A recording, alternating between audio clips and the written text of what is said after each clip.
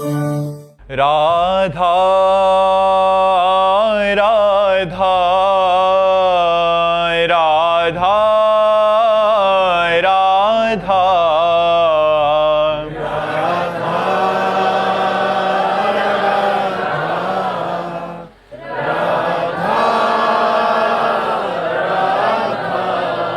हाय राधा राधा राधा राधा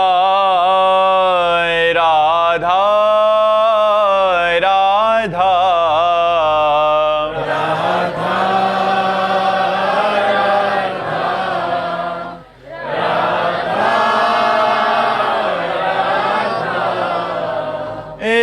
राधा हाय राधा राधा राधा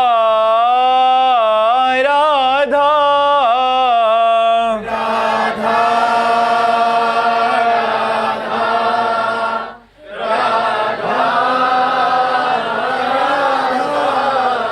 हाय राधा राधा राधा राधा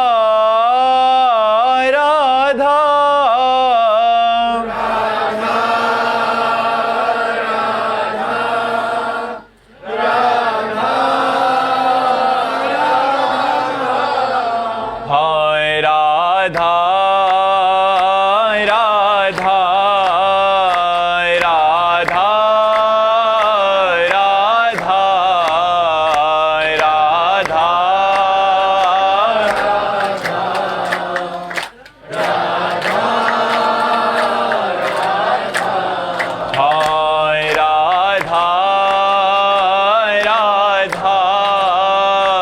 राधा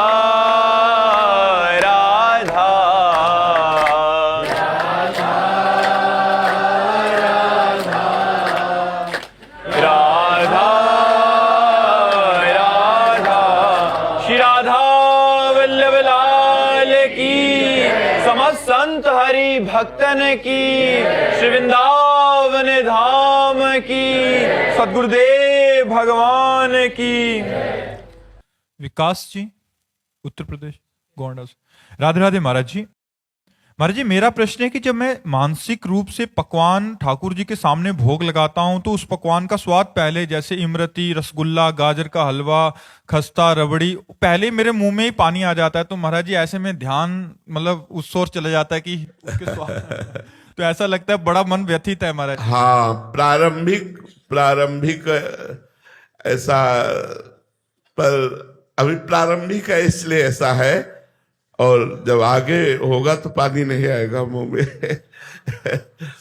हमारा हृदय जो है ना, जब प्रभु को सुख पहुंचाने के लिए व्याकुल होगा, अभी अपने सुख पहुंचाने के लिए, तो हमारा हृदय प्रफुल्लित हो जाएगा। आज गुझिया, समोसा, चटनी, कढ़ी, ये ठाकुर जी को भोग लगाए, हमारा मन उल्लसित होकर ठाकुर जी के सुख में कि आज प्रिया जी को ये पवाना है, लाल जी को ये पवाना है, प्रिया जी को ऐसे पवाना है। जब प्रिया जी को पवाने का ही केवल ध्यान होगा तो हमारे मुंह में पानी नहीं आनेगा। और जब ये है कि हमें पाना है तो जल्दी से दिखा दिया और फिर पाना शुरू। पर ये भी ठीक है, ये भी ठीक है, प्रारंभिक ठीक है, आगे चलकर ये ठीक हो जाएगा। आगे चलकर जैसी आसक्ति प्रिया प्रीतम में बढ़ेगी तो ये भाव शुद्ध हो जाएगा।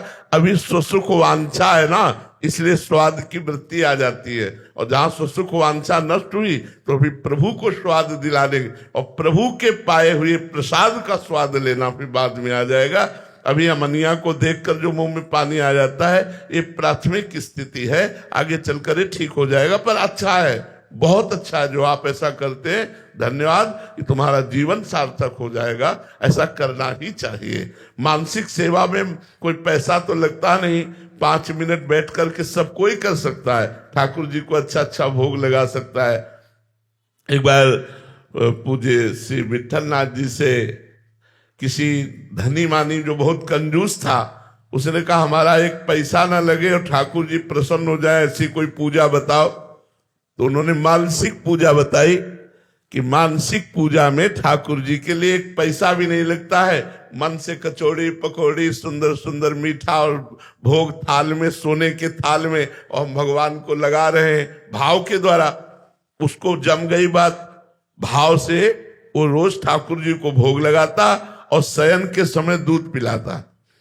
एक दिन कई वर्ष हो गए तो एक दिन भाव में उसने 2 अंजुली चीनी डाल दी और उसको बड़ी जलन होने लगी कि यार 1 अंजुली से काम चलता था, 2 अंजुली क्यों डाल दी। कंजूस दिमाग का था ना। तो ठाकुर जी प्रकट होकर एक थप्पड़ मारे उसके और बोले जब मानसिक लगा रहा है तो भी कंजूसी कर रहा है। तो ठाकुर जी ने उसकी सेवा स्वीकार की और प्रकट होकर के उससे विरोध में एक चपत लगाई और कहा मानसिक भोग लगा रहा है, तेरा क्या जा रहा है, फिर भी तू जल रहा है कि 1 अंजुली चीनी ज्यादा हो गई। तो मानसिक सेवा ठाकुर जी बहुत जल्दी स्वीकार करते हैं और इसमें किसी भी प्रकार का बाहरी कोई वस्तु की आवश्यकता नहीं। आप सुंदर सुंदर भोग लगा सकते हैं, सोने की थाली, चांदी की कटोरी और विविध प्रकार के पदार्थ, और सामने ठाकुर जी अपने हाथ से उनको पवा रहे, ठाकुर जी मुस्कुरा रहे। ऐसा 5 मिनट 10 मिनट अगर करोगे तो ये सिद्ध पूजा है, इसका फल अवश्य प्राप्त होता है जी। रोहित दुबे जी मुंबई से। राधे राधे महाराज जी। महाराज जी, आपने बताया था कि किसी को भी भाग्य से भगवत प्राप्ति नहीं होती, फिर कुछ ही लोगों में आध्यात्मिकता में रुचि काफी प्रारंभिक अवस्था में अपने आप कैसे होती है? ये क्या पूर्व जन्म के कुछ शुभ कर्मों का फल है? सत्संग, मति कीरति गति भूति भलाई, जब जे जतन जहां जे पाई, सो जानो सत्संग प्रभाऊ, लोकों वेदन आन पाओ। अगर कभी किसी को भगवत मार्ग में रुचि हुई है तो संत संग से हुई है, उसकी वाणी उसका संग है। अब आप हमारे पास आज आए हैं लेकिन आप हमारी वाणी बहुत पहले से सुन रहे हैं, तो वो आपको सुधार करेगी, वाणी आपको सुधार करेगी। अब कुछ लोग ऐसे हैं जो वाणी सुन करके उसका आचरण अनुशासन नहीं मानते, मनमानी आचरण करते हैं, तो उसके ऊपर प्रभाव नहीं पड़ता। कुछ लोग सुनना ही नहीं चाहते, कुछ लोग सुनते हैं लेकिन ऐसे साधारण भाव से, जो श्रद्धा से सुनते हैं, तो वो वाणी उनका परिवर्तन करके सतमार्ग पर चला देगी। सबका इसमें प्रवेश हो सकता है लेकिन सब अपना प्रवेश नहीं चाहते। कुछ लोग तो डरते हैं संतों की वाणी सुनने से, अगर सुनेंगे तो शराब छूट जाएगी, मांस छूट जाएगा, गंदे आचरण छूट जाएंगे। कुछ लोग सुनकर भी अनादर कर देते हैं, कोई सुनकर उसे अंदर स्वीकार करते हैं, वो सतमार्ग पर चल देते हैं। तो इसमें भाग्य नहीं, इसमें संत संग है। मति कीर्ति गति भूति वैभव भलाई, जहां जिसको कुछ प्राप्त हुआ है वो सत्संग से प्राप्त हुआ है, ऐसा शास्त्रों का मत है, ऐसा शास्त्रों का कहना है। तो अपने आप रुचि नहीं हुई भगवत रुचि, हाँ कृपा से होता है। बिनु हरि कृपा मिले नहीं संता, और संतों के संग से भगवत मार्ग प्रकाशित हो जाता है। जैसे आपके जीवन में आया कि आप 13 वर्ष की अवस्था में, उस समय संग भी नहीं था, तो वो पूर्व जन्म का भजन, पूर्व जन्म का भजन, पूर्व जन्म का जो भजन था, अब वो जो कुछ बकाया रह गया था उसको पूर्ण करने के पहले ही आयु पूर्ति हो गई, तो भगवान ने नया जन्म दिया और बचपन से ही भजन में लगा दिया। तो ये बात हो। हाँ, जैसे कुछ बच्चे ऐसे घरों में पैदा होते हैं जिनमें भगवत, ये पूर्व जन्म के भजनानंदी होते हैं, पूर्व भजन। अब जैसे हमारे घर में एक ऋषि कुल का माहौल था, प्रातः काल 4 बजे सबका उठ जाना, नहा धोकर संध्या बंदन अर्घ पात्र आदि देना, फिर अपने कार्य में जाना, भगवान को अर्पित करके भोजन पाना। बच्चों को शुरू से सब ये सिखाया गया था, तो हम लोगों को सिखाया गया था। तो एक ब्रह्म ऋषि कुल में जन्म हुआ तो वातावरण एकदम भागवतिक, मोहल्ले में प्याज लहसुन नहीं आता था, घर की तो बात जाने दो, कोई व्यसन नहीं, कोई नशा नहीं, सब भागवतिक। पिताजी हल जोतने जाते थे तो एक झोला रखते थे जिसमें गुरु जी की पादुका, गीता जी, रामायण जी, चाहे 11 बज जाए पानी मुख में नहीं जाएगा जब तक गीता रामायण का पाठ करके गुरु जी का चरणोदक नहीं लेंगे। ऐसे नियमावली से पुष्ट घर में जन्म हुआ, तो बचपन से ही तो पूर्व जन्म का भजन का योग बचपन से ही भगवान के मार्ग में अग्रसर कर दिया। तो ये है। और कुछ ऐसे बच्चे भी देखने को मिलते हैं जिनके घर का माहौल शराब मांस आदि का सेवन होता है, बट वो आपके सत्संग सुना। क्या ये सत्संग सुनने तक की यात्रा है कि उनको सत्संग का संयोग कब बैठा, ये भी कोई उनका भगवान की कृपा, बिनु हरि कृपा मिले नहीं संता। भगवान की कृपा उस जीव पर हो गई और साधु बड़े बड़े अत्याचारी दुराचारियों को संतों का संग मिल गया तो महात्मा बन गए। तो संत संग से परिवर्तन, भगवान की कृपा का भी संयोग कब बैठता है, कब और किसे कब कैसे हो जाता न जाने कौन से गुण पर दया निधि रीझ जाते हैं। अब ये कहा नहीं जा सकता, ये नहीं कहा जा सकता कि इस पर क्यों रीझ गए। जिसमें बुराइयां ही बुराइयां दिखाई दे रही हैं उस पर भी भगवान रीझ गए, उसकी बुराइयां देखकर रीझ गए, दया आ गई और उसको साधु संग दे दिया, वो महात्मा बन गया। तो ये नहीं कहा जा सकता कि भगवान किस पर कब रीझ जाए। हाँ, ये तो भगवान ही जान सकते हैं किस पर कब रीझ जाए, कब दया। देखा कि भटकते भटकते अनेक जन्म हो गए तो भगवान उसको चांस दे देते, चलो साधु संग में चलो, भगवान के धाम में चलो, नाम जप करो, लीला गायन सुनो, ऐसा भगवान रुचि पैदा कर देते हैं। चित्तहरणी शरण जी, राधे राधे महाराज जी। महाराज जी, प्रतिकूलता में भजन बढ़ाने पर भी मन कलुषित सा हो जाता है, जिससे भजन में जो सरसता होती है वो नहीं रह पाती और चिंतन उसी प्रतिकूलता का होता है। ऐसे में असल बात अभी अन्य आश्रय है, नहीं प्रतिकूलता में बहुत जोर का भजन होता है, क्योंकि अपना कोई भरोसा और आश्रय तो है नहीं, तो मन चिपक जाता है एकदम प्रभु में कि प्रभु आप ही देख रहा, प्रियाजू आप ही देख रहा। अन्य आश्रय होने पर ऐसा होता है, अपने कोई संबंधी का आश्रय, अपना धन का आश्रय, अपनी बुद्धि का आश्रय, अपने बल का आश्रय, कहीं न कहीं। नहीं तो सुनेरी मैंने निर्बल केवल राम। जिस समय हम अपने को केवल भगवान के आश्रित रखते हैं तो अनुकूलता में तो आनंद में भजन होता ही है, प्रतिकूलता में और आनंद में भजन होता है, क्योंकि केवल भगवान का भरोसा होता है और केवल भगवान का ही चिंतन रहता है। एक अनुकूलता में तो थोड़ा भूल भी सकते हैं, लेकिन प्रतिकूलता में नहीं भूल सकते। प्रतिकूलता में तो हर समय कहाँ से कब कौन सी विपत्ति आ जाए भगवान आप ही देख सकते हो, आप सर्वशक्तिमान हो, आप ही रक्षा कर सकते हो। राधा राधा राधा राधा राधा हर समय स्मरण चलेगा। इसमें एक वो था, जैसे जो साधक जन आश्रित हैं, जो मतलब उनको ऐसा दृढ़ भरोसा है कि मेरे ठाकुर जी, मेरे गुरुदेव जो भी परिस्थिति दी है, बट अंदर एक प्रेरणा हुई कि चलो यार इससे मिल लेते हैं जाके, ये अमुक आदमी। तो महाराज जी वो भी कृपा में वो है क्या, या हाँ, अन्य आश्रय। तो फिर महाराज जी उस समय चुप होके बैठ जाए। हाँ, देखो क्या होता है। अच्छा, उसमें देखते देखते अंदर किसी ने बोला चलो वहां चलते हैं, उसके पास चलते हैं। हाँ, चल दो। आपने संकल्प नहीं किया, लेकिन किसी ने कहा कि यार ऐसे से ऐसा कर लेते, तो भगवान का विधान है। भगवान की तरफ देखे, उस समय तुरंत भगवान की तरफ देखे कि हे प्रभु, यदि आपका विधान है ऐसा तो चल कदम हमारे बढ़े, अगर आपका विधान नहीं है तो मैं नहीं चलूं। तुरंत आपका संदेश होगा चलो। कोई भी कार्य करने के पहले भगवान से, कोई भी मानव अनन्यता, मतलब आपकी हर वृत्ति भगवान में जानी चाहिए।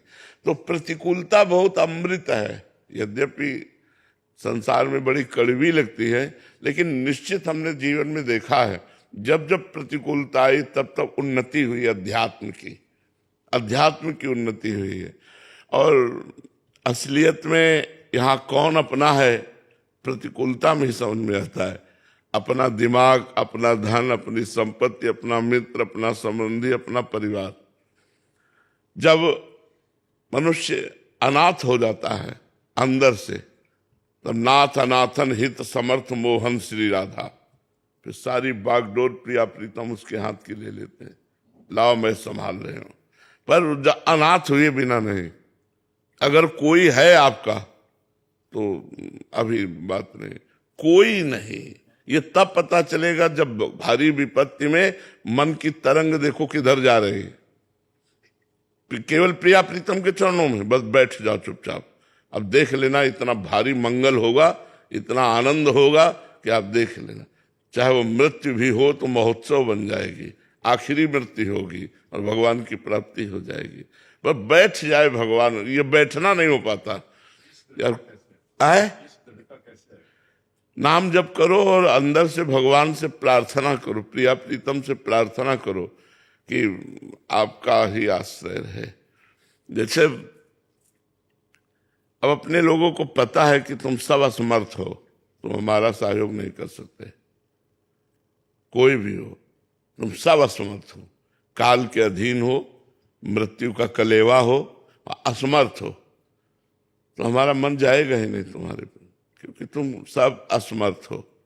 हमारा क्या सहयोग कर सकते हो आप? बोलो क्या सहयोग कर सकते हो? कुछ नहीं। रुपया, पैसा, धन, संपत्ति, शरीर, ये सहयोग नहीं है, ये हमारा सहयोग नहीं है। तो हमारा सहयोग, हमारा हित केवल प्रभु से होगा। जब ये बात समझ में आ जाएगी ना, तो जैसे कोई घटना घटी तो ठाकुर जी की तरफ देखो, आप देखो अगर ये विधान आपके अंतर्गत है तो आप हमें प्रेरित करो, और नहीं है तो हम नहीं जाएंगे। हमारे वकील आप ही हो, आप ही विधान करो। कोई न कोई हाथ पकड़ेगा, कोई न कोई आकर के आपको संभालेगा। पक्का विश्वास करो, पक्का विश्वास कर लो। हम तो बहुत हजारों बार ये सब देख चुके हैं, हजारों बार देख चुके हैं, मतलब एक दो बार नहीं, हजारों बार देख चुके हैं। अब हमारे तो और कोई आश्रय है ही नहीं, और कोई आश्रय है ही नहीं। जैसे कोई कहता भी ना कि आप कभी ऐसा ऐसा, तो हमको काल का कलेवा नजर आता है कि ये काल का कलेवा, ये हमारा क्या सहयोग करेगा? ये वासनाओं का पुतला, ये हमारा क्या सहयोग करेगा? सहयोग तो सच्चिदानंद भगवान के द्वारा होगा। बस ये बात है कि प्रभु कृपा करें और उनके सिवा मन कहीं और आश्रय न ले, तो बात बन जाए। मन कहीं और आश्रय न ले। इसका पता विपत्ति और संपत्ति दोनों में चलता है। जैसे संपत्ति है तो किसी व्यक्ति पर आपका मन गया कि प्रियाजू पर मन गया, मेरी प्रियाजू ने दुलार करके सब दिया है। और विपत्ति मेरी प्रियाजू ने कृपा करके दिया है, मेरी आध्यात्मिक उन्नति के लिए दिया, और निश्चित परिणाम में आध्यात्मिक उन्नति होगी। विपत्ति के बाद आपका क्लास बदल जाएगा यदि आप सही उत्तर में रहे तो। सही उत्तर यही, एक भरोसो एक बल एक आसो, बने तो रघुवर ते बने, बिगड़े तो भरपूर, तुलसी और अंते बने ताबन बे पे धूर, जो भी हो जैसा। लेकिन विपत्ति में बुद्धि धैर्य युक्त नहीं रहती, चंचल हो जाती है। कि अगर कोई कह दे हम आपका सहयोग देंगे तो पूरा भरोसा उसका ले लेगी। आपका सहयोग देंगे, अगर हमारा मन भरोसे में हो रहा तो पहले प्रियाजू की तरफ, क्या आपका भेजा हुआ है, क्या ये आपका विधान है? अगर अंदर आता हाँ, तो फिर ठीक है, हम आपके विधान में ही, हमें आपका संदेशा लेकर आया हुआ व्यक्ति आपके ही समान है, तो हम तो मान रहे हैं कि आप ही कर रहे हो। लेकिन हमारा प्रयास उसके लिए नहीं हुआ, उसका प्रयास हमारे लिए हुआ, तो ये हम प्रभु का विधान मानेंगे। हम तो शांत बैठे हैं, उसका प्रयास होना चाहिए। प्रभु का विधान, आदमी भेजा, व्यवस्था कर दी, सब बात बन गई, उसका विधान। हमारी तरफ से कोई विधान हमने, मतलब हजारों बार ये देखा है, हजारों बार उनके विधान को देखा है।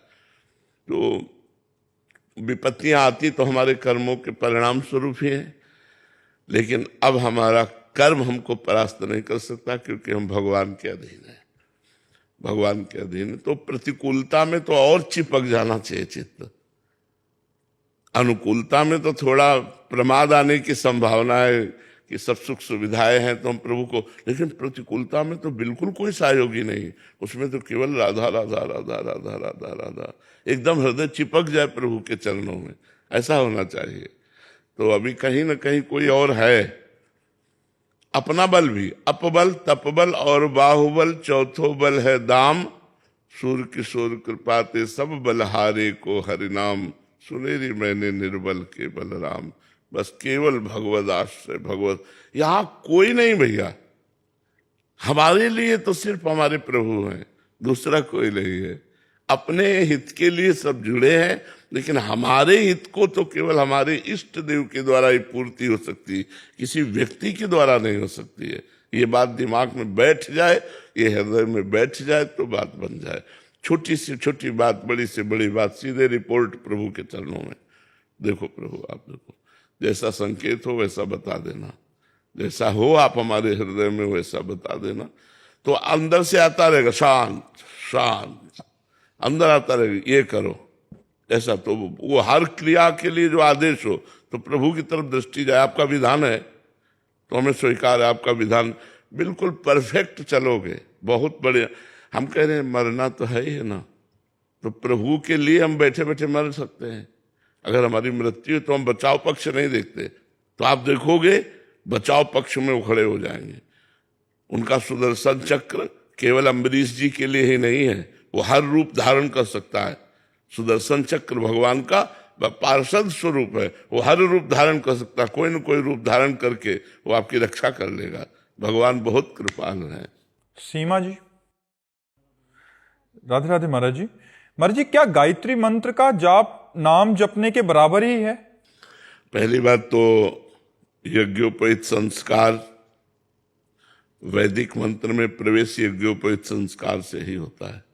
गायत्री महापवित्र वैदिक मंत्र है, तो गुरु के द्वारा प्रदत्त होना और पवित्र अवस्था में बैठ करके उसका अनुष्ठान करना, तो फिर वो भगवान की तरफ ले जाता। वैदिक मंत्र है, परम पवित्र मंत्र, जिसका अनुष्ठान करने पर बुद्धि परमात्मा में स्थित होती है। उसके लिए पवित्रता और संविधान, ऐसे नहीं चलते फिरते और गुरु मंत्र नहीं मिला और आप जप रहे, ऐसे नहीं। वो गुरु के द्वारा प्रदत्त हो वैदिक सिद्धांत के अनुसार, और वो संध्या वंदन करते हुए फिर गायत्री का जप है।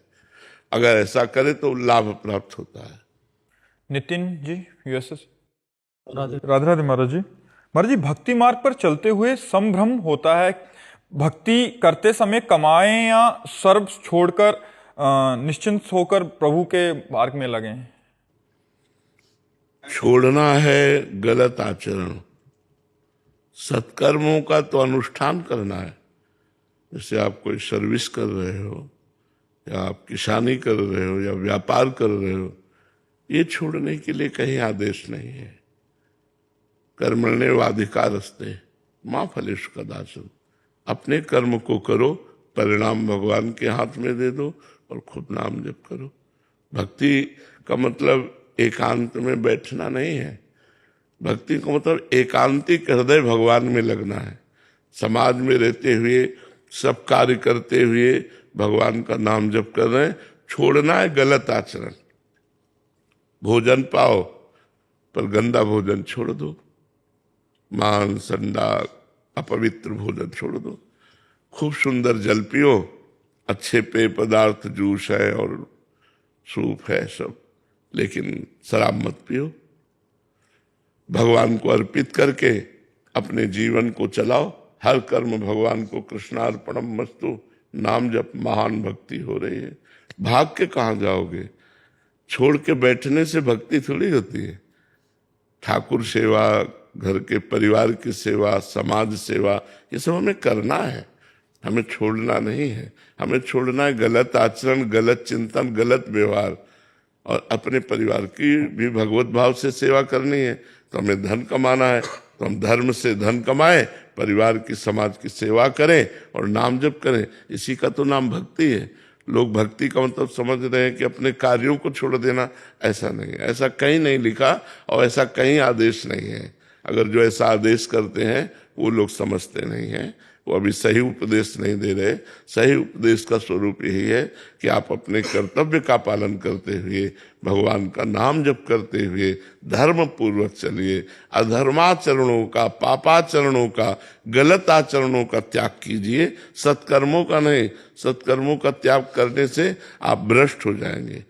जो आपके अंदर अभी भक्ति आई है, भाव आया है, वो भी पतित हो जाएगा, वो भी अंतर ध्यान हो जाएगा। सत्कर्म करने, आलसी प्रमादी भक्त नहीं होता, भक्त सेवा परायण होता है। भज धातु सेवायाम। भक्ति और भजन का मतलब ही है सेवा। माता पिता की सेवा, परिवार की सेवा, समाज की सेवा, पर हर सेवा को भगवत भाव से करें और नाम जप करें। समझ पा रहे? हर्ष जी, नागपुर से। राधा वल्लभ सिद्धा हरिवंश। राधे राधे महाराज जी। महाराज जी, सेवकवाणी में एक पंक्ति में आता है कि जब हरिवंश नाम जानी है, तब सब ही ते लघु मानी है। तरु सम सहनशीलता होई, सोच न मन कबहू करे। महाराज जी, आज के समय में बड़े बड़े शहरों के बीच में रहते हुए महाराज जी ऐसा व्यवहार रख पाना, वर्णित जो लघुता, सहनशीलता और निश्चिंतता का भाव जीवन में उतारते हुए, कहीं भी हो, कहीं भी हो, जो हमारा स्वभाव है तो हमारे स्वभाव में अंतर नहीं हो। जब हरिवंश नाम जानिए, तब सब हिंते लघु मानिए। हंस बोले बहु मानते। तरु सम सहनशीलता होए, परम उदार कहे सब कोई, सोच न मन कबहू करे।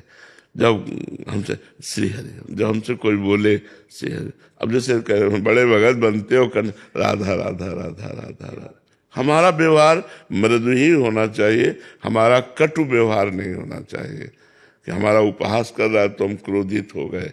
नहीं नहीं, जो उपहास कर रहा, गाली दे रहा, राधा राधा राधा राधा राधा। तरु समशैल, वृक्ष को जैसे ईंट मारो तो कुछ वो देगा ही, फूल, पत्ता, छाल कुछ देगा, छाया, हवा, आपको नुकसान नहीं पहुंचाएगा वृक्ष। ऐसे ही साधुते हो न कारज हानि, हमारे द्वारा आपका नुकसान नहीं हो सकता। आप हमें मारो भी तो हम आपका मंगल मनाएंगे। ये साधुता है, ये भगवान का मार्ग है। इस मार्ग में बहुत कठिनता से चला जाता है। तो यही कठिनता है कि अब हमें कोई गाली दे रहा, हम पलट के गाली नहीं दे सकते। राधा राधा राधा राधा राधा, तो आप तो निकल गए, अब उसकी जो दुर्दशा होगी, क्योंकि ऐसा थोड़ी कि आप राधा राधा करके निकल गए, वो गाली दे रहा है तो फिर ही है, उसका भी तो फल है। अब उसकी दुर्दशा होगी, अब उसको जो कर्म है आपके सताने का, वो उसको पीड़ित करेगा, ऐसी जगह फंसाएगा कि पुरखा पानी पा जाएंगे। एक अन्य प्रश्नकर्ता बोल रहे हैं कि मतलब इसको कमजोरी से समझ लिया जाता है हमारी सरलता को, तो ऐसे में बाहरी चतुरता रखें और ऐसा नहीं, इसको कमजोरी नहीं है। बलवान पुरुष, क्षमा बलवान पुरुष करते हैं, कमजोर तो लड़ाई लड़ते हैं। बलवान थोड़ी लड़ाई लड़ता है, बलवान क्षमावान होता है। जब क्षमा किया, और ऐसा नहीं कि वो कल तुम्हें और बढ़कर गाली देगा, कल गाली देने लायक नहीं रहेगा, क्योंकि जो क्षमा है ना, ये उसको दंड देगी। तुमने तो क्षमा कर दिया, उमा क्षमा सापहुते भारी, अपने कर्म जाय अपकारी। आपने क्षमा किया, आप बच गए क्रोध से, लेकिन उसको दंड भोगना पड़ेगा।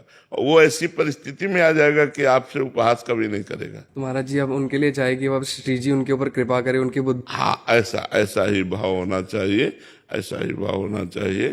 मतलब तो हर समय हमें अपने मार्ग में चलना है, और भगवान ये कसौटी कस के देखते रहते हैं कि कितनी स्थिति आई तुम्हारे अंदर।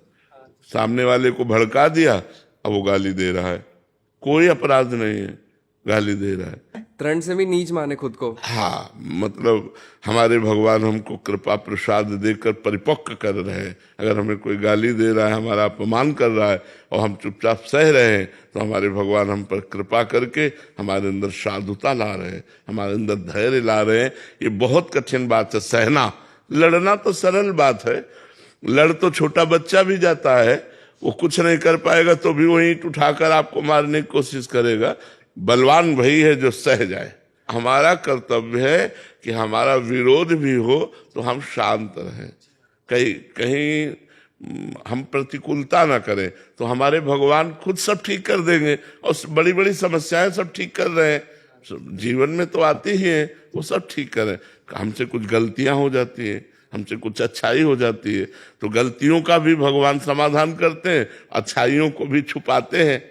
हाँ, तो उन्हीं का सारा खेल है। हम लोगों को चाहिए कि भगवान पर आश्रित रहें, श्री जी पर आश्रित रहें, और उनके द्वारा विधान जो होगा बड़ा मंगल विधान होगा। अगर हम कूदेंगे तो फिर गड़बड़ हो जाएगा। कोई हमको काना कह रहा है तो हम चुपचाप सुन ले, तो कितने लोग प्रमाणित कर देंगे नहीं काना नहीं, दो आंखें हैं, कितने लोग प्रमाणित कर देंगे।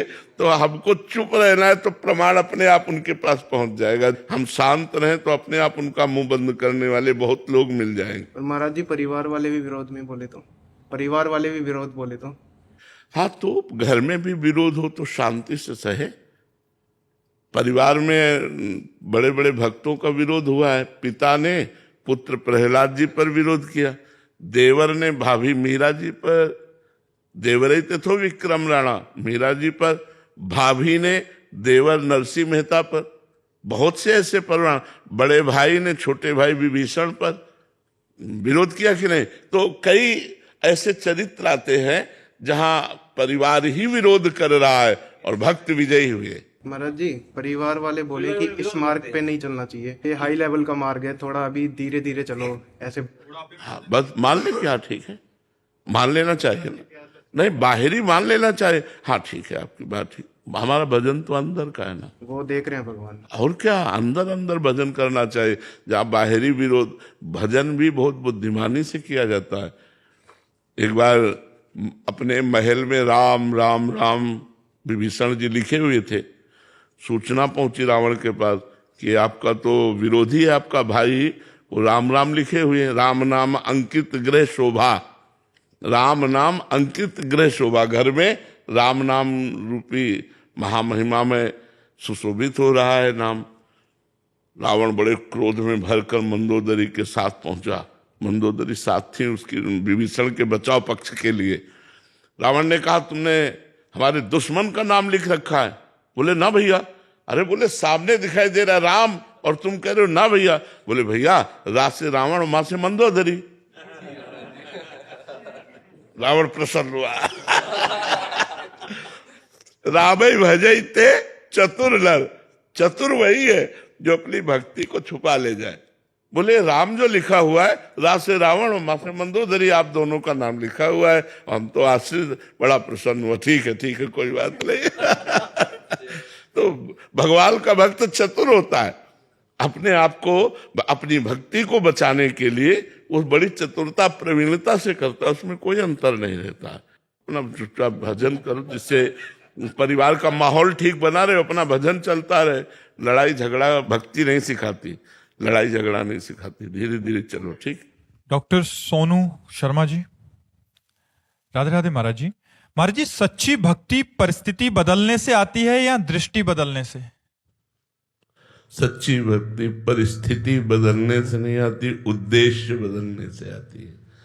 हमारा जीवन कैसी भी परिस्थिति में हो, हमारा उद्देश्य यदि भगवत प्रसन्नता भगवत प्राप्ति है तो परिस्थिति कोई माने नहीं रखती। अगर हम सोचे कि अनुकूलता में भजन हो तो लाखों लोगों को अनुकूलता प्राप्त है और भजन परायण नहीं है। हम सोचे प्रतिकूलता में भजन हो तो करोड़ों लोगों को प्रतिकूलताएं प्राप्त है लेकिन भजन नहीं है। अनुकूलता और प्रतिकूलता भजन में कोई महत्व नहीं रखती। उद्देश्य, यदि हमारा भजन उद्देश्य है तो अनुकूलता में दया का अनुभव करते हुए भजन करते हैं और प्रतिकूलता में कृपा का अनुभव करते हुए भजन करते हैं। हमारा उद्देश्य महान होना चाहिए। लक्ष्य ही भगवत प्राप्ति का जो बनता है वो हृदय में ऐसी सामर्थ्य दे देता है कि हम अनुकूलता और प्रतिकूलता दोनों को रौंदते हुए समतुलता में पहुंचे। समता भगवान का स्वरूप है। अनुकूलता और प्रतिकूलता दोनों को परास्त करते हुए अनुकूलता घमंड ना लाने पावे और प्रतिकूलता विषाद ना लाने पावे और दोनों पर विजय प्राप्त करके निरंतर भगवत स्मृति, तो हमारे लक्ष्य की पूर्ति हुई। ये उद्देश्य मान से होता है, अनुकूलता प्रतिकूलता परिस्थिति से नहीं। सूरज सिंह जी। राधे राधे महाराज जी।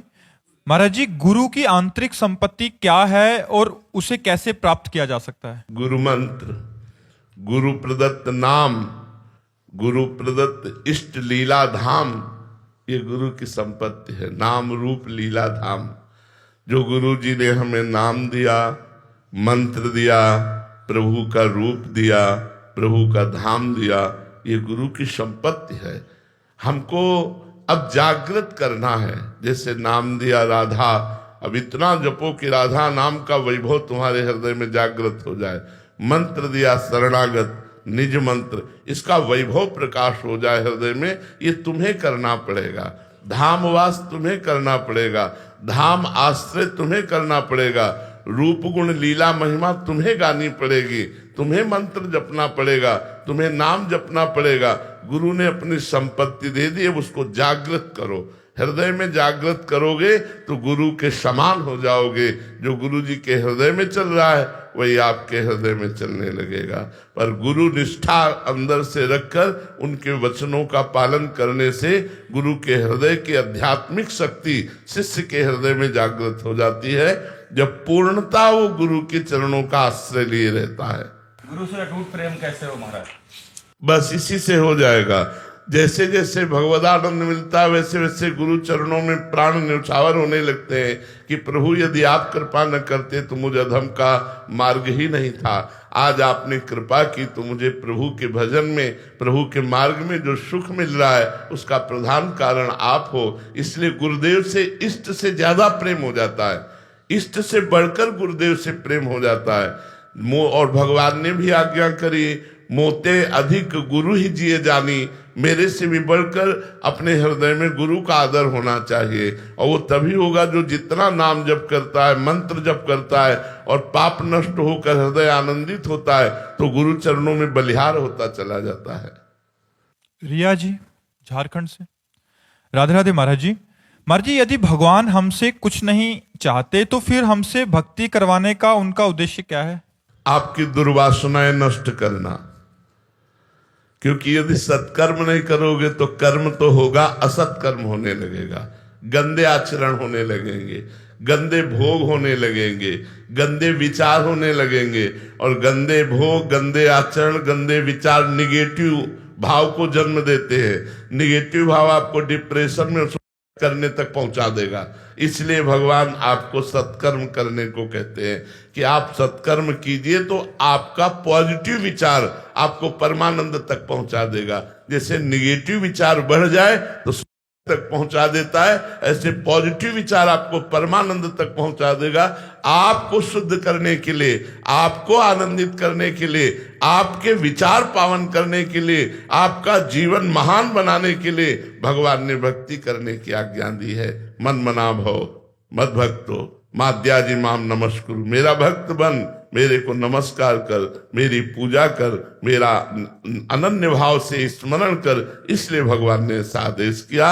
अगर भगवान ऐसा आदेश न करते तो हम गर्त में चले जाते, हम गलत मार्गों में चले जाते। और जो भगवान का आश्रय नहीं लिए, अध्यात्म से अपरिचित है, उनका जीवन बड़ा नरक जीवन है, बड़ा अशांत जीवन है, बड़ा दुखमय जीवन है, समाज को दुख देने वाला जीवन है।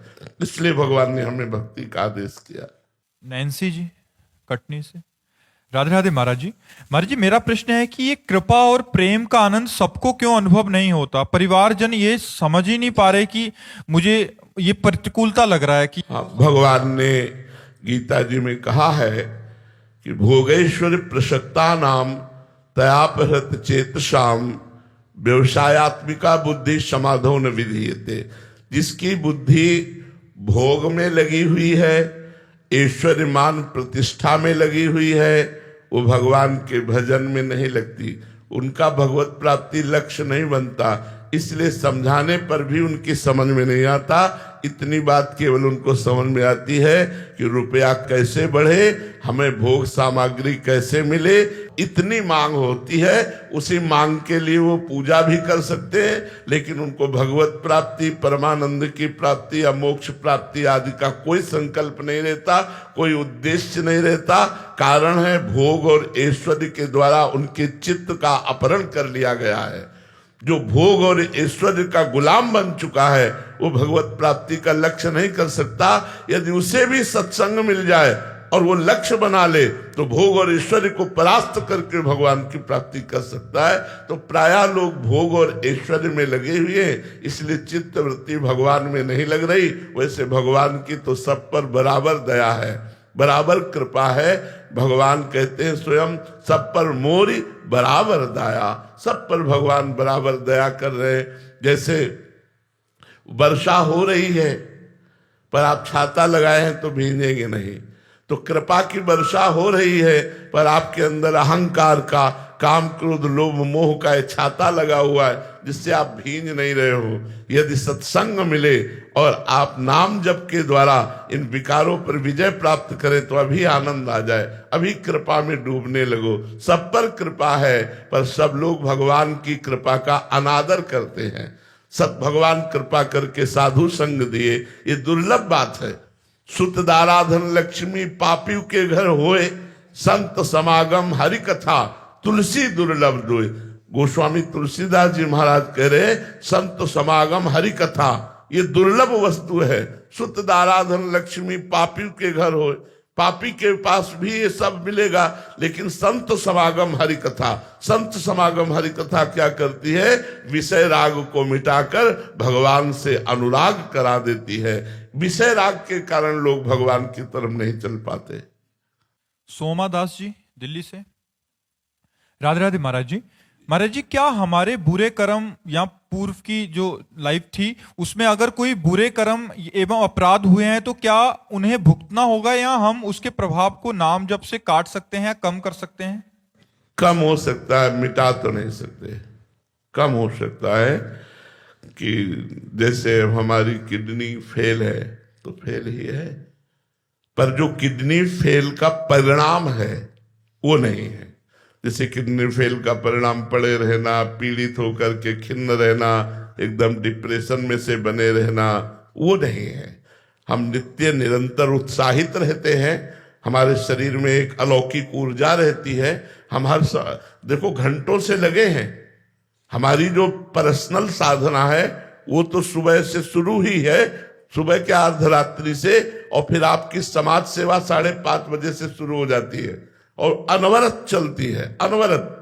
बोलना है, प्यास लगी है, पानी नहीं है, क्योंकि हम पानी बहुत लिमिट पीना पड़ेगा किडनी डायलिसिस के लिए, तो किडनी फेल है, पर उसका प्रभाव हमको प्रभावित नहीं कर पा रहा, ये नाम का प्रभाव है। तो नाम हमारे को सहने की सामर्थ्य देता है। नाम रोग या विपत्ति या दुख के कष्ट के प्रभाव को कम कर देता है, पूर्व के बन गए प्रारब्ध को मिटाता नहीं है। मिटा भी सकता है तब जब भगवत प्राप्ति का लक्ष्य नहीं होगा। अगर भगवत प्राप्ति का लक्ष्य बन गया है तो भोगना पड़ेगा, नहीं तो कौन सा ऐसा कार्य है जो भजन से ना हो सके? क्या नहीं हो सकता भजन। एक संत भगवान थे, तो बड़े सिद्ध महापुरुष, एक गरीब आदमी जाता और कहता, महाराज हमारे कैंसर हो गया है, पूरा परिवार चलाता हूं, अगर मैं मर गया तो पूरा परिवार हमारा बिखर जाएगा, चलो ऐसे कह देते, चलो। वो रोज आकर के बैठ जाता। तो एक दिन कुल्ला कर रहे थे, ऐसे कुल्ले का पी कैसे, बोले जाओ कैंसर खत्म। कैंसर उनका खत्म, और उन्होंने उनका कैंसर अपने पैर पे ले लिया। फिर इतना पैर उनका कटवाना पड़ा, इतना पैर। महापुरुषों का हृदय कितना करुणामय कि उस रोग को अपने ऊपर लेकर स्वयं अपना पैर कटवा दिया और उसको ठीक कर दिया। तो भजन बल बचा करके शरीर में भोग लिया और भजन बल से परम धाम गए। अगर परम धाम जाने का लक्ष्य ना हो, भजन किया जाए कि तो क्या नहीं हो सकता, क्या नहीं हो सकता भजन से। लेकिन जब भजन प्रारब्ध मिटाने लायक होता है तब ये इच्छा नहीं रह जाती प्रारब्ध मिटाने की, और जब तक भजन प्रारब्ध मिटाने लायक नहीं होता तब तक इच्छा रहती है। जैसे ब्रह्मास्त्र का प्रयोग मच्छर मारने के लिए नहीं किया जाता, ऐसे भजन का प्रयोग रोगों के मिटाने के लिए नहीं किया जाता, क्योंकि पता है कि ये शरीर तो मरेगा, आज नहीं तो कल मरेगा। हम इस भजन से भगवत प्राप्ति कर लेते हैं, जन्म मरण के चक्र को मिटा देते हैं। तो भजन प्रारब्ध को मिटा सकता है, पर भगवत प्राप्ति फिर नहीं होगी। इसलिए हम प्रारब्ध को भोगने की शक्ति, प्रारब्ध को कब भोगने की शक्ति, ये भजन के प्रभाव से अपने आप मिल जाती है, और भजन से भगवान की प्राप्ति होती है। श्री राधा वल्लभ लाल की।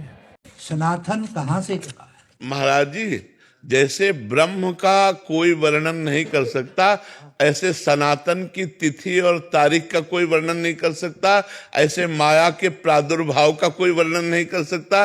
ये अनिर्वचनीय है, अनिर्वचनीय है। जैसे सृष्टि कब से हुई, आज तक कहीं वेदों में, शास्त्रों में, पुराणों में संतों ने कभी नहीं कहा।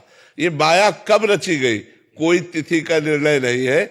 ऐसे ही हमारा सनातन शाश्वत है, सनातन शाश्वत है, और वो ब्रह्म स्वरूप है। सनातन ब्रह्म है, सनातन वेद है, सनातन पृथ्वी है, सनातन आकाश है, सनातन वायु है, सनातन अग्नि है, सनातन चराचर को व्याप्त किए हुए। इसलिए इसकी कोई तिथि तारीख नहीं है, आज तक कहीं लिखित नहीं है, आज तक सनातन की कोई लिखित नहीं, और सब सनातनी है जी।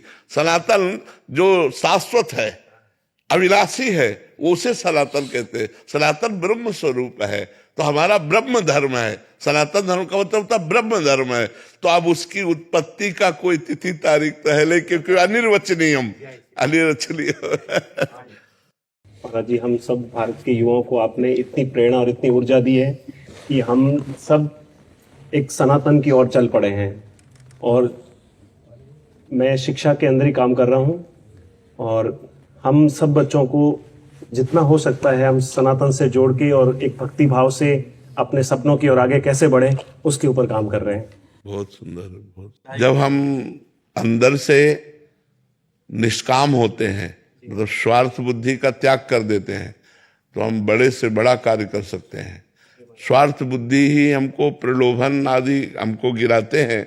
अगर हम स्वार्थ बुद्धि का त्याग करके और नई समाज को, जो हमारी इस समय विषयों की प्रियता और व्यसन की प्रियता में जा रहे, व्यभिचार और व्यसन की तरफ, उसको मोड़े।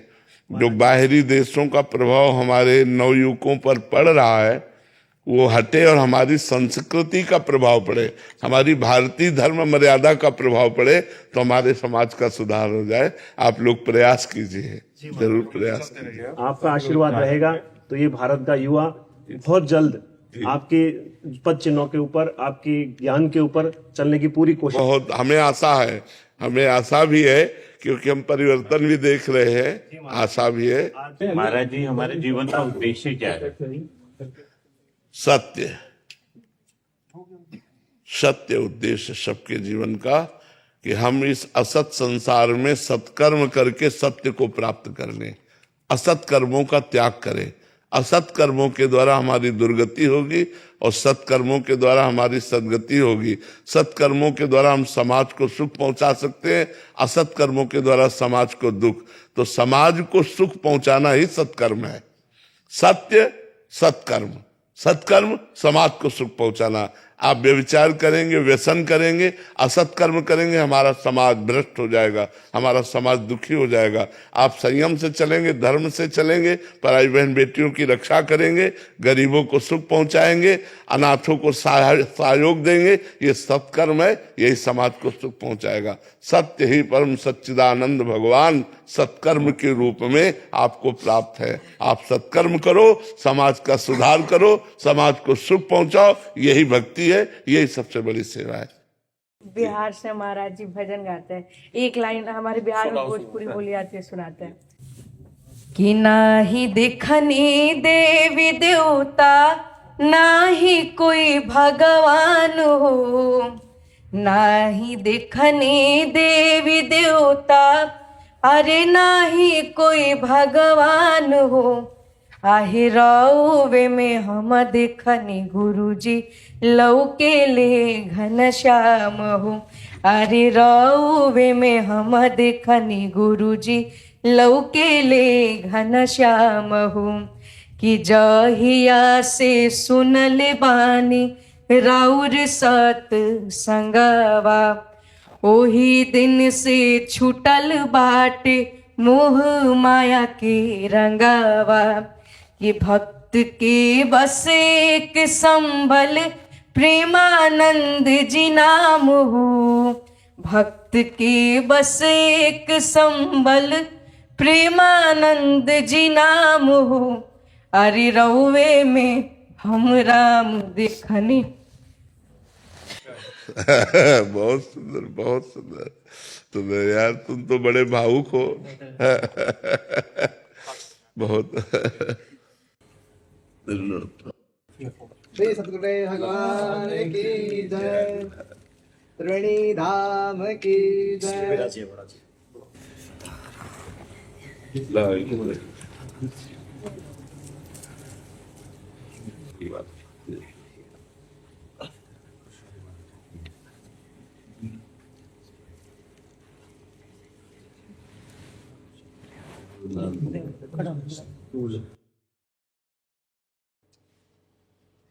प्रभु मुस्कुरा रहे हैं, विराजमान होकर प्रभु मुस्कुरा रहे, आनंदित हो रहे।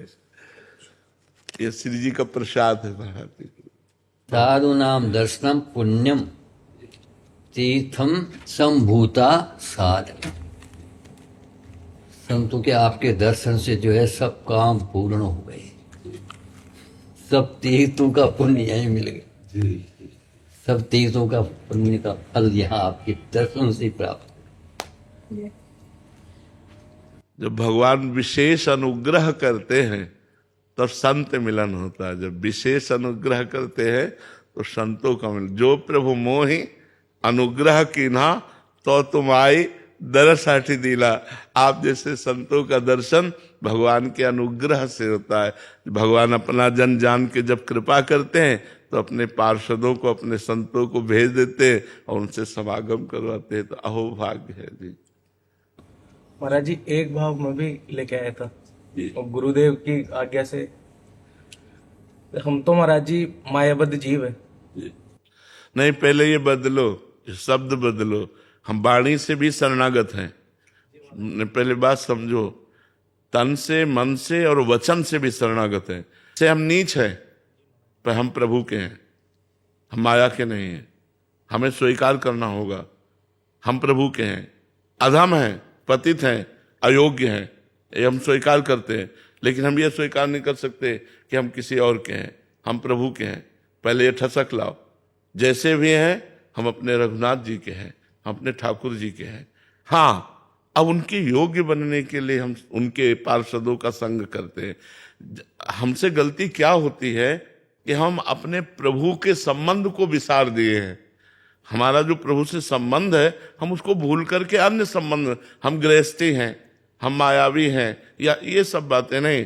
हम प्रभु के हैं, पर हम में योग्यता नहीं है उनको रिझाने की, उनके लिए योग्य नहीं, हम पात्र नहीं है, पर हैं प्रभु के। ये ठसक होनी चाहिए, है प्रभु। देखो, बिगड़ी जन्म अनेक की, अब ही सुधरे आज। सबसे पहली बात, होई राम को। हम वचन से भी किसी और के नहीं बोलेंगे, होई राम को। फिर नाम जब तुलसी तज कुसुमाद, समझ रहे ना। अब आप आगे बोलिए। महाराज जी, ठसक तो हमको ज्यादा तो ये है कि हम गुरुदेव के शिष्य हैं, तो मन में भाव ये है कि ठाकुर जी से तो इतनी प्रीति हो ना हो, पर बचपन से गुरुदेव के प्रति बड़ी प्रीति है जी। तो क्या रघुनाथ जी इस बात से भी रीझ जाएंगे? रघुनाथ जी बिक जाएंगे। रीझ जाने की तो, रीझते तो भजन करने वाले से है, जो उनके दासों की दासता स्वीकार कर लेता है, भगवान बिक जाते हैं, अधीन हो जाते हैं। तो ये बात कभी मत सोचना कि गुरु सेवा और इष्ट सेवा और गुरु प्रसन्नता और इष्ट प्रसन्नता में अंतर है। नहीं, गुरु में आसक्ति का मतलब, देखो भगवान की आज्ञा का पालन हो रहा है। मोते अधिक गुरु ही जिए जानी, सातों सम मोहिमय जग देखा, मोते अधिक संत कर लेखा। तो अगर आप गुरुदेव की आज्ञा पे हो, गुरुदेव की चरण सेवा पे हो, तो भगवान आपके अधीन हो जाएंगे। भगवान की आज्ञा का जो पालन करता है, भगवान स्वयं अपने आप को दे देते हैं। आज्ञा सब न सुसाहिब सेवा, तो आप भगवान की आज्ञा का पालन कर रहे हैं, और भगवान ही गुरु रूप से आए हैं। गुरु कोई व्यक्ति नहीं है, गुरु कोई व्यक्ति नहीं है, गुरु स्वयं भगवान आए हैं। गोस्वामी जी कह रहे, बंदो गुरुपद कंज, कृपा सिंधु नर रूप हरि। समझो पहले, नर रूप हरि। अब हम धोखा ना पावे कि कोई और हरि प्रसन्न होंगे। हमारे गुरुदेव मुस्कुरा रहे मतलब भगवान मुस्कुरा रहे। हमें गुरुदेव की चरण सेवा मिल रही मतलब भगवान की चरण सेवा मिल रही। मेरे गुरुदेव वरद हस्त रखे मतलब भगवान वरद हस्त रखे। अभेद, गुरु और इष्ट में अभेद बुद्धि सदैव रखना, यही सबसे बड़ी साधना है। गुरु प्रसन्न साहब अनुकूला, और मिट्टी सकल कल्पित भय सूला। इसलिए गुरु की सेवा तो बड़े भाग्यशालियों को मिलती है। बड़े भाग्यशाली होते हैं जो गुरु चरणों के अनुरागी होते हैं। जे गुरु चरण रेनु अनुरागी, ते लोकहूं वेदहूं बड़ भागी। जे गुरु चरण रेनु सिर धरई, ते जन सकल विभव वस करई। गुरु चरण तो क्या कहला है। इसलिए चुपचाप मन को मार करके, मान का त्याग करके अपने गुरुदेव की आज्ञा पर बने रहना चाहिए। हमें दर्शन देने थे महाराज जी को, इसलिए कृपा करा, बहुत कृपा की।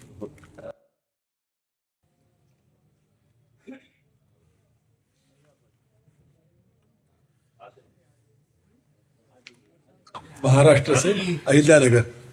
महाराज एक दंड क्रम एक अभी पारायण हुआ था। 50 दिन तक एक ही श्लोक को वेद के मतलब कई प्रकार ढंग से बोलना, पीछे आगे आगे पीछे ऐसे करके। तो मतलब आपने मतलब बहुत कम उम्र में उसका पारायण किया महाराज जी। यजुर्वेद का शुक्ल मध्यम शाखा का संहिता जो है उसका पारायण हुआ था।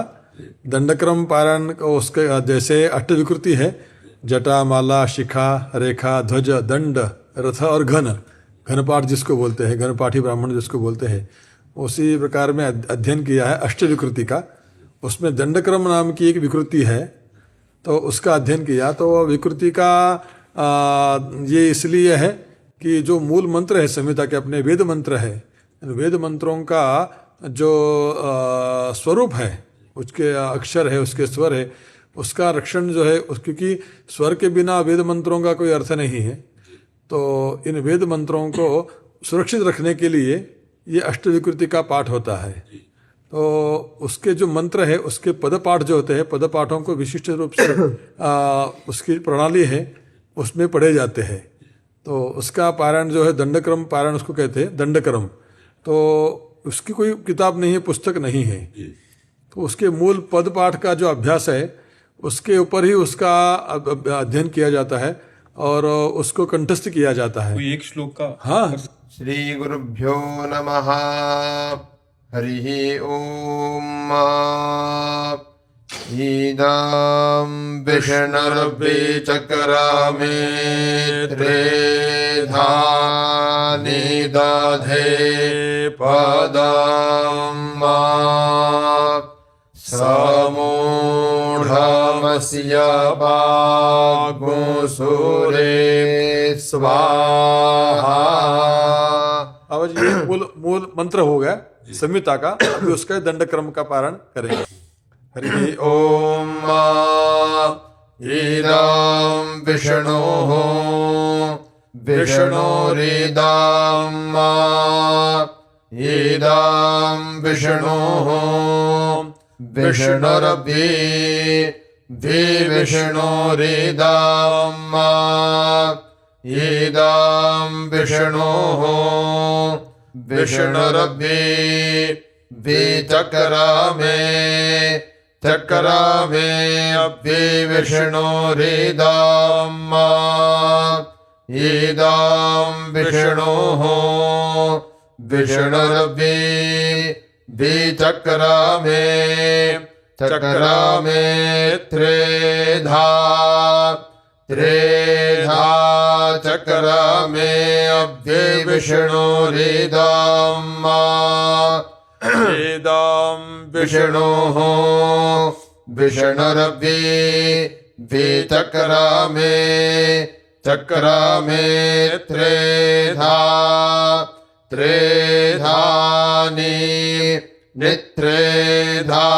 चक्रमे अभि विष्णुरिदं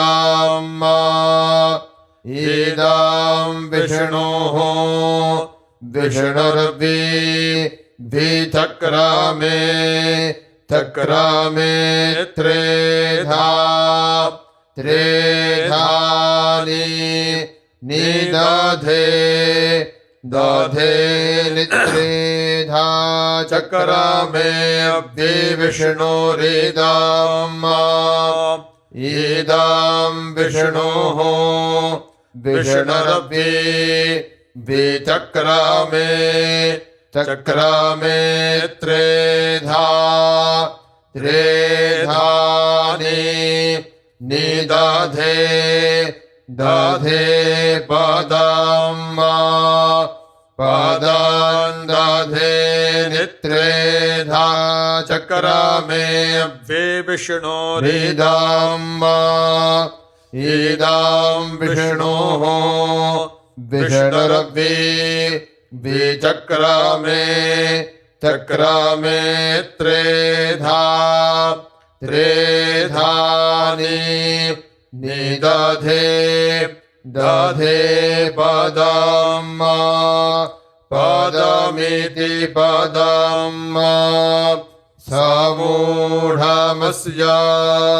अस्य समूढमस्य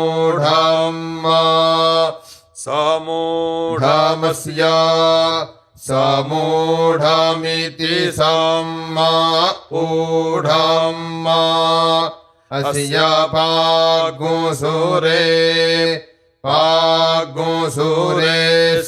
समूढमस्य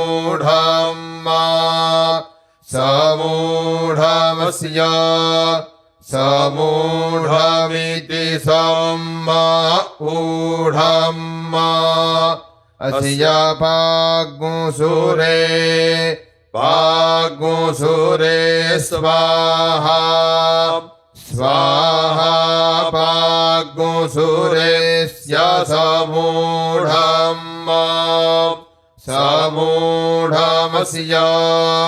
समूढमिति समूढम् अस्य पाग्मुसुरे स्वाहा